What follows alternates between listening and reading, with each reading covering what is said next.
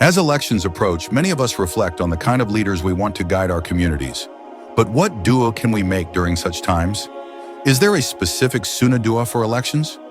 Before we dive in, make sure to subscribe to our channel and hit the bell icon so you never miss more content on duas, Islamic guidance, and inspirational videos. Number 1. Understanding the source of the dua. In Sunan Tirmidhi, Hadith 3502, we find a beautiful supplication that the Prophet Muhammad ﷺ would often recite in various contexts when he gathered with the Sahaba radiyallahu anhum. Allahumma la tusallit alayna ma la yarhamuna. O Allah, do not give authority over us to someone who has no mercy upon us. No. 2. Reflection on leadership and mercy.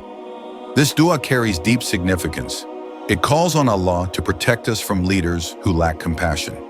In any society, leadership plays a vital role in shaping the well-being of the people.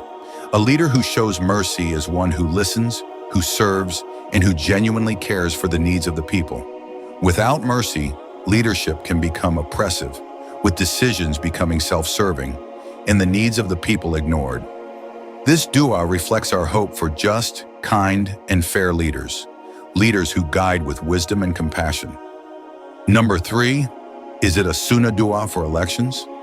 However, it's important to clarify that this dua is not a specific sunnah for elections.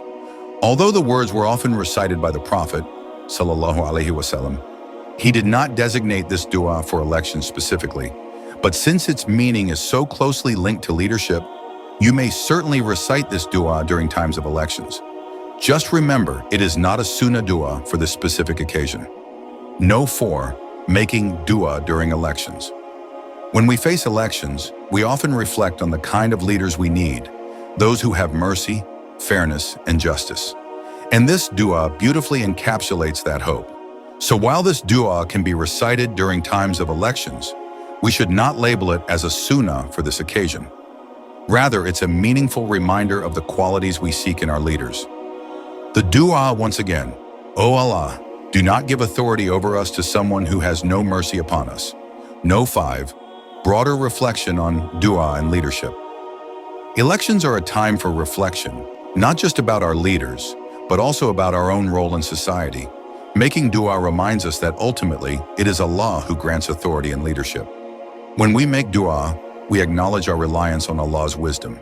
We ask for guidance in choosing the right leaders, but we also seek to be guided ourselves, to be people who uphold justice, mercy, and truth in our own lives.